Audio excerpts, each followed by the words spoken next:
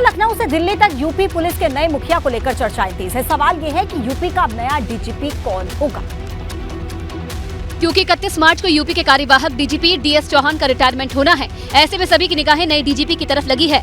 कहा जा रहा है कि डीएस चौहान को सेवा विस्तार मिलने की उम्मीद कम, सेवा विस्तार का प्रस्ताव नहीं भेजे जाने की भी चर्चा। वरिष्ठता में डीजीपी रह चुके आईपीएस मुकुल गोयल टॉप पर। 1987 बैच के आईपीएस मुकुल गोयल को लेकर उम्मीद नहीं। 1988 बैच के आईपीएस आनंद और विजय कुमार का नाम सबसे आगे। 2024 तक है आईपीएस मुकुल आनंद विजय का कार्यकाल। 1989 बैच के आईपीएस आशीष गुप्ता भी लाइन में है। 1990 बैच के बीके मौर्य, रेणुका और एसएन सावत का नाम भी। नए डीजीपी की तैनाती तक ADG law and order Prashant Kumar संभालेंगे चार्ज।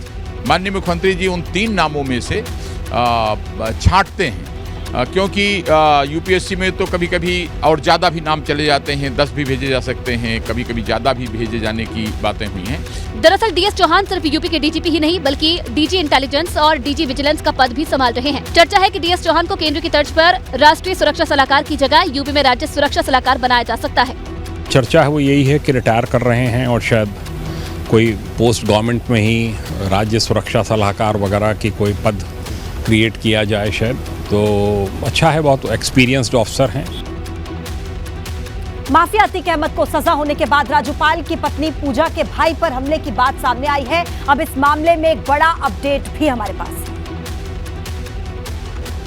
प्रयागराज पुलिस ने घटनास्थल का सीसीटीवी फुटेज जारी किया है, जिसमें सफेद कमीज पहने एक शख्स सड़क पर एक पटाखा रखने के बाद उसे आग लगाता है और फिर वापस चला जाता है। अब इस सीसीटीवी के आधार पर पुलिस का दावा है कि वहां बमबाजी नहीं हुई थी बल्कि पटाखे फोड़े गए थे। इसमें ये तथ्य आए हैं कि 2 लड़के थे, उन्होंने वहाँ चौराहे पे पटाखे वो छुड़ा रहे थे और वो पटाखे छुड़ा के उसी का जो ये आवाज़ जो धमाके हुई थी वो उसी पटाखे से हुई थी।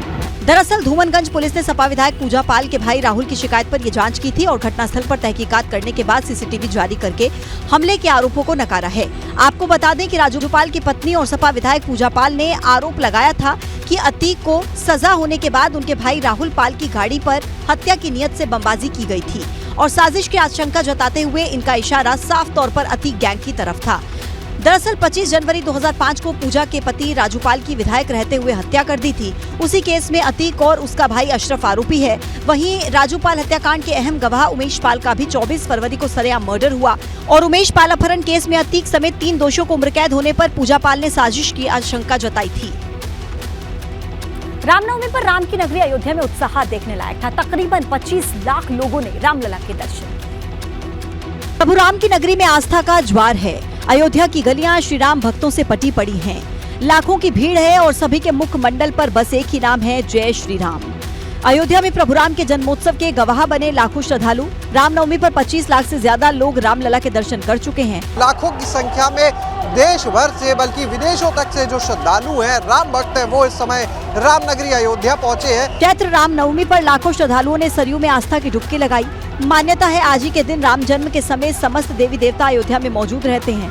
यही कारण है कि चैत्र रामनवमी पर सरयू स्नान का बड़ा महत्व है, इसलिए दूर दराज से लाखों श्रद्धालु अयोध्या पहुंचते हैं। वेद और पुराण कहते हैं आज के दिन जो भी मानव शरीरधारी या कोई भी जीवधारी आकर के सरयू मैया में स्नान कर लेता है, उसका पुनर्जन्म नहीं होता, उसका मोक्ष हो जाता है। योगी सरकार ने अयोध्या के हवाई दर्शन की भी व्यवस्था की है। 29 मार्च से शुरू ये दर्शन सुविधा अगले 15 दिनों तक लोगों को मिलेगी। हेलीकॉप्टर सेवा 2024 में रामलला के भव्य मंदिर में विराजमान होने के पहले का रिहर्सल भी माना जा रहा है। आपको बता दें कि अस्थायी मंदिर में ये आखिरी रामनवमी है। अगले साल यानी 2024 की रामनवमी से पहले रामलला नए भव्य मंदिर में विराजमान हो जाएंगे।